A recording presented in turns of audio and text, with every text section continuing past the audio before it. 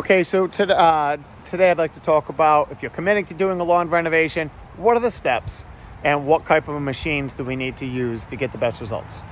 And so today I am talking about specifically about thatch and its role in a lawn renovation. Thatch is a buildup of material down at the base of the grass.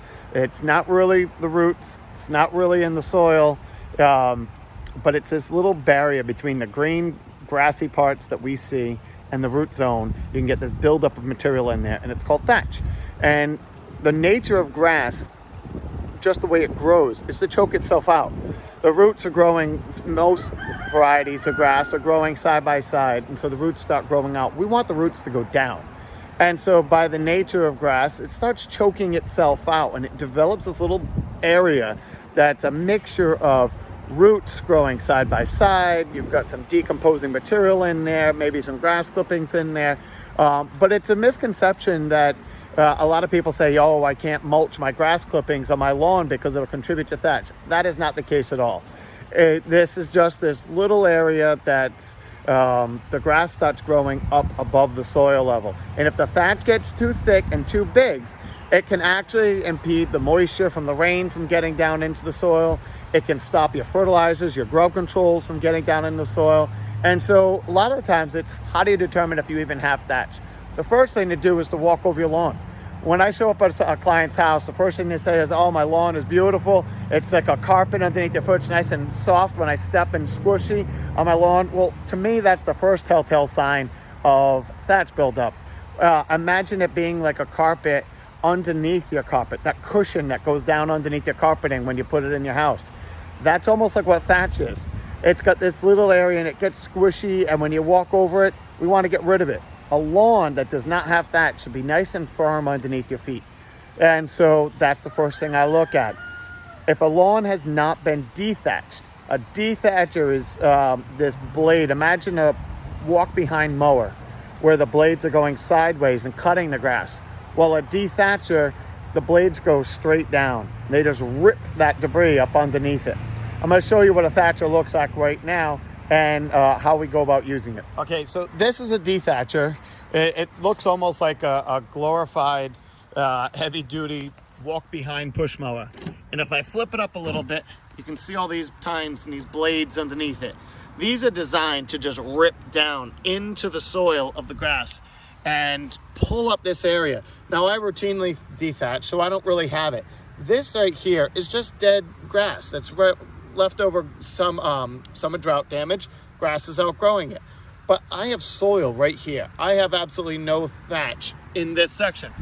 It's a relatively young section, and I do renovations on this, but it's also a high traffic area. It's only a small area, so this area is always getting beat up on. So, but you can see I got some damage from summertime. If I did nothing, this would be fine if I cut a little bit longer, but I want to thicken it up. And so I'm going to take this machine and I'm going to run it over the thatch, and it's going to go through there and it's going to dig down, leaving the good solid grass. So thatching, when you're doing it, should not rip up your grass, but we're just ripping it down to take out the junk from underneath.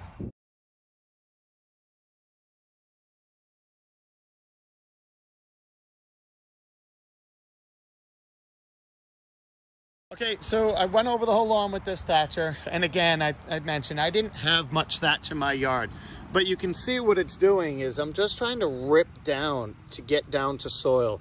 I want to see soil right below that grass itself.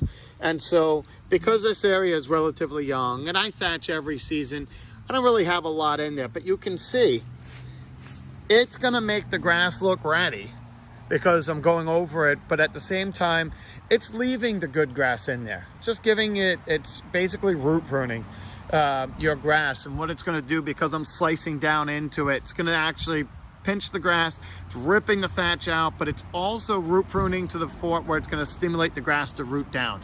It's gonna handle droughts better. It's gonna be able to handle grub damage because it's all about the root development, especially after a drought. So thatching right now while the grass is actively growing, and what I'll do now is we used to take a rake and rake all this up, but now we just go over it, and I just found that if we let the thatcher do all the work for us, and then just cut it short again. But this time I'm gonna bag it. I'm gonna bag it and get those clippings out of there, or I'm gonna rake it all up, because for the next steps for aeration and for overseeding, I want all this thatch gone. So thatching is a tedious process, and most of us do not do it. Most lawn companies that are renovating your lawn don't even solicit it because they don't even want to do it. And I recommend that you dethatch your lawn every at least 3 seasons. You start getting farther than that, and it's the hardest sell we have because it's labor intensive. It's not fun for us to do. We don't really want to do it, but we know it's best for the lawn. And it's the hardest time because when your grass is looking the best and it's been 2 or 3 seasons and it's really looking great, the last thing somebody wants to hear is, oh yeah, now you're going to run a machine over it and make it look like junk. But it's a preventative maintenance thing. If you do it every few years, it's much more cost effective, because when I go in and I see extreme grub damage, or go into a lawn and I see that there is crabgrass everywhere, or just excessive drought damage, it's usually because the underlying cause is the buildup of thatch.